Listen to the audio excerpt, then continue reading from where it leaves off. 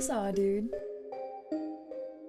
Hello everybody, welcome back to my YouTube channel. I'm back. It is Wednesday. I hope that you guys are having a great middle of the week. I don't really have anything to preface this video with, I guess, so we'll just jump right into it. In 2017, Anthony Ferrer, 35 years old, opened a luxury watch consignment store called Gentleman Timepieces in Texas, and then in 2022 he opened up another location. I believe his second location was located on Rodeo Drive. Anthony would get a luxury watch from a seller and then have them sign a consignment agreement that would beg Anthony another like 5% commission for selling the watch. Now a lot of these watches are like $50,000 at least, so getting 5% of that is a pretty good deal for him, but 5% also sounds like a very small amount, so that would make people want to consign their watches with him. On his website, Anthony states, "I've been obsessed with watches since I was in high school. When I first started buying and selling watches, I was simply looking for a way to afford my passion." Anthony lives a very luxurious life, which I will show examples and whatnot from his social media, so it kind of makes sense that luxury watches are his passion.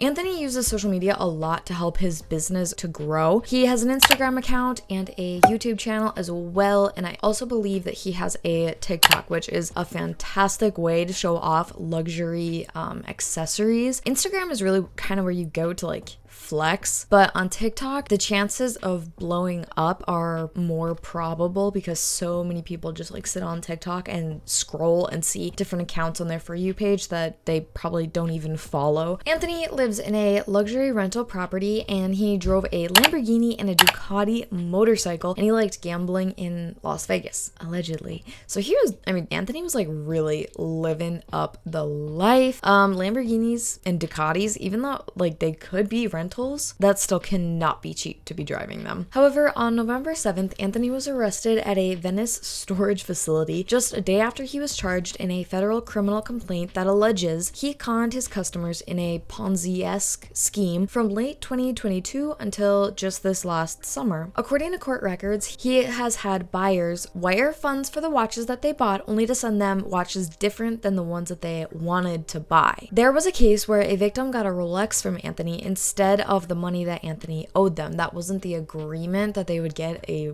Rolex watch. They were supposed to get some cash. The watch actually belonged to a different customer who did not give Anthony permission to use it as payment for his debts to other customers/victims. There have been multiple people who've been in contact with law enforcement to file a report that they wired money to Anthony in order to buy a watch, or that they have consigned one for him to sell, but they were never paid back, or like they didn't get their watch back either. Anthony just kept the money for himself, but he lives a very luxurious lifestyle, so he's got to pay for it somehow, you know? According to the New York Times, Mr. Ferrer managed to lull victims into a sense of security by engaging in smaller transactions before asking them for significantly more money. According to the criminal claim, law enforcement estimated that victims lost a total of $3 million.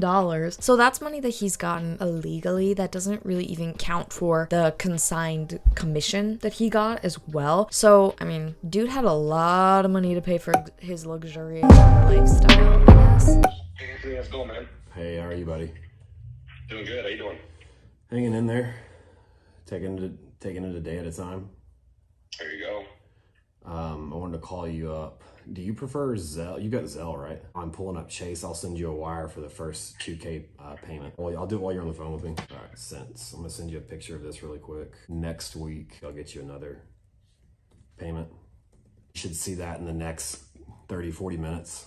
Sounds great. I appreciate you making everything so easy for me. This has been a pretty easy, flawless experience. I appreciate it. Well, I appreciate you giving me a chance, given everything that's going on right now. Thanks. Take care. Bye. Bye. All right, guys, so day 6 video, here it is. Yesterday I posted day 5, and within an hour or two, I made the video private because somebody I was going to go work with and partner with got a lot of blowback for trying to step in and take a chance at helping me fix my mess. I told them that we're gonna get a lot of negative feedback, and I don't think they realized what they were getting themselves into, so I completely respect that decision, but that's no longer going to be a part. So tomorrow I'm going to be headed back to LA, and I haven't 100% made the commitment yet. I'm almost there though, but I think that it's just time I get out of this industry and move on to the next. I brought a lot of negative, unwanted attention to this industry, and for those that are actually involved in it, I apologize, guys. For those of you that I still owe money, I'm still not running from that. I still plan on paying that debt. But moving forward, as well as my actual clients, you guys that I'm speaking with on a daily basis, you know, I'm not hiding and I'm not running from that debt. I'm still doing everything I can to pay for it. But it's obvious, it's apparent that there's a large community out there that doesn't want that to happen. They would rather me in my life, end up in prison, do whatever it takes to not be able to pay you guys back. I'm not going that route. I'm not going to succumb to the pressure. You know, my phone does not stop ringing all day long. To the point where I've actually got another number. And any of my clients that are out here watching, I've reached out to about a third of you guys. I'm going to get to the rest of you in the next day or so, and I'm going to give you my new number. I'm considering deleting social media, getting off, and just, you know, it's just apparent that I can't try to move forward. The people that are directly involved, we've been in good contact. We've had good conversations on the phone, and I'm doing, you know, you guys understand that I'm doing what I can with what I have to try and make it whole and try and make it right.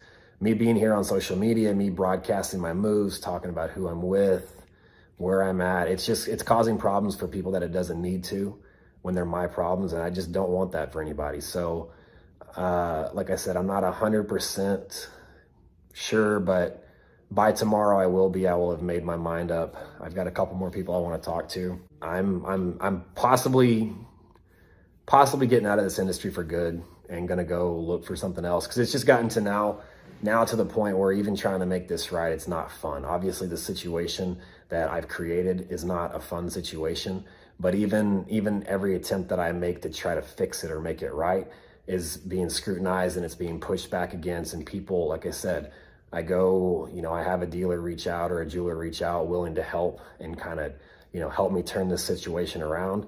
Now they get negative press, they get negative blowback, people blowing the store up and stuff like that for nothing. Like, I'm trying to fix a situation. It's just, you know, it's to the point where whatever move I make next, it's going to be done in silence. And I know the first thing people are going to say is that I committed to making a video a day, and I was going to do that. But for some reason, somehow I don't think that me posting a video here every day, sitting behind a wall that nobody can recognize, and just telling you I'm doing something's not going to be enough. I feel like the best move I can make for the people that are actually involved and to actually give me a fighting chance at fixing this is to take whatever jobs I can get and just do it in silence. I'm not going to be talking about who I'm working with, what I'm doing. I'm not even going to come on here and talk about who I'm paying. The people that are owed money, I'll contact them directly.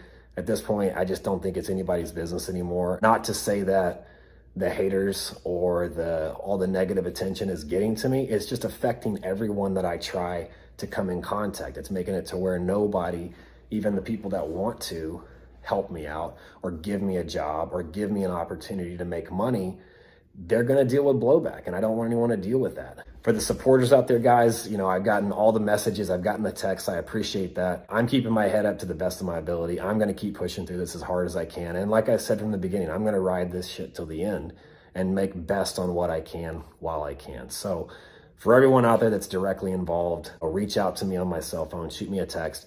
I'll share my new number. I've taken my number offline. I'm not going to post my new one.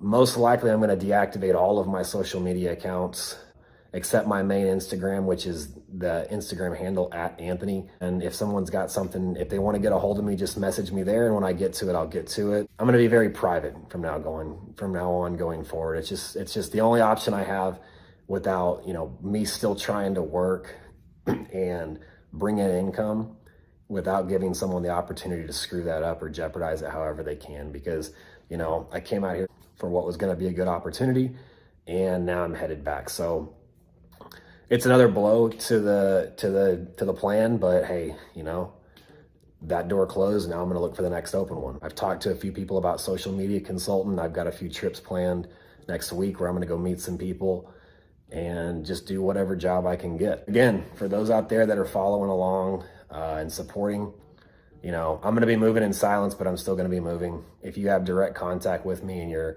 part of this and you're in contact with me and you're one of the ones that are actually affected, I'm going to stay in contact with you as much as you like. We've already talked about that. So shoot me a text. Follow me on Instagram at Anthony. But after today, most of my social media is probably going to go away, and that'll be the only way to get a hold of me if you don't have my direct new number. So guys, sorry the videos didn't play out. I just can't risk anybody else getting bashed or harassed because of my situation. So appreciate all the support, guys. You know, it's been a fun journey, but this is my last video on YouTube for, you know, I don't want to say indefinitely, but definitely for a long, long time. The investigation is still ongoing because authorities are trying to find more victims to add to their case to kind of get the full scope of what actually happened. So far, at least 20 victims have come forward, which that in itself is a lot. So I can't imagine how many more they're hoping to get. If Anthony is found guilty of wire fraud, which is a felony, he could potentially face 20 years in federal prison.